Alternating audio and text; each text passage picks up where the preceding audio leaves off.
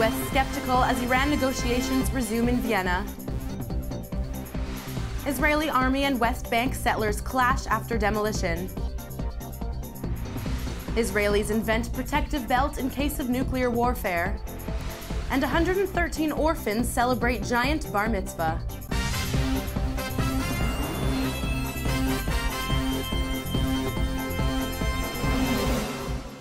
Shalom and welcome to the Jerusalem Post News. Here are the headlines for Tuesday, April 8th. Negotiations are scheduled to resume over Iran's nuclear program in Vienna today over details of a prospective final agreement to the long-standing crisis. Several governments assert their negotiators are on track to begin drafting a comprehensive accord next month. Iranian Foreign Minister Mohammad Javad Zarif and Catherine Ashton, European Union High Representative, dined last night before the opening sessions, as they have on the eve of every session since negotiations began last year. The aim of the talks is to hammer out a long-term deal to define the permissible scope of Iran's nuclear program in return for a lifting of sanctions that are damaging to its oil-dependent economy. Hundreds of settlers from the Yitzhar settlement in the West Bank rioted and attacked security forces overnight after the border police destroyed 4 illegally built structures and seized a caravan in the community. Security sources said the violence they encountered was extreme, adding that it included rock throwing, the burning of tires, and road blockages. Security forces dispersed the rioters with non-lethal crowd control measures. Following the clashes, settlers attacked a military post near Yitzhar set up to defend the settlement. Security sources said that 2 of the structures destroyed were inhabited and had to be vacated before the demolition. It doesn't look like cutting-edge technology, but this belt could be a lifesaver for first responders in a nuclear accident. Called the STEMRAD 360 Gamma Belt, it shields the body from the effects of gamma radiation.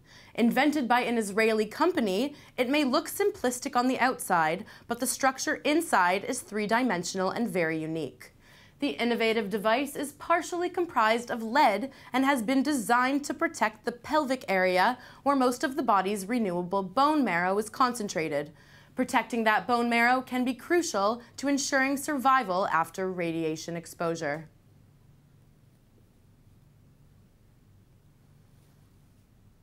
"113 orphans from all over Israel celebrated their bar mitzvah ceremonies together with their relatives yesterday at a giant event in Jerusalem.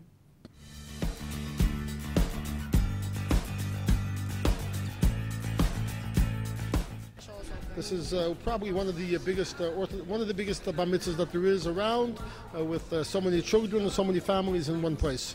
Well, one of the most touching moments here was exactly 2 years ago. We were here for a bar mitzvah from one of the children that the boy was bar mitzvah from a family that moved to Rosh Hashanah from Nashville, Tennessee, and it was very, very emotional. And by the end, the mother says to the child, "Are you happy? Are you satisfied?" He says, "I'm just elated. It was great." But the mother says, "Well, I made you bar mitzvah for you just in the little village around there before. So what's so special about this bar mitzvah?" And the child says to the mother, "Ma, there I was an outcast. Here I'm just like everybody else. Here I'm just one of the kids, and we're all on the same boat." So it's a very, very special. That was probably one of the most emotional moments that I had in organizing these bar mitzvahs. Kolel Chabad, Chabad's humanitarian arm, aims to give orphan children memorable bar mitzvahs to aid them in their rehabilitation following family tragedies they have undergone. That's all we have time for today. We'll be back tomorrow with more headlines. Until then, shalom and goodbye from the Jerusalem Post studio.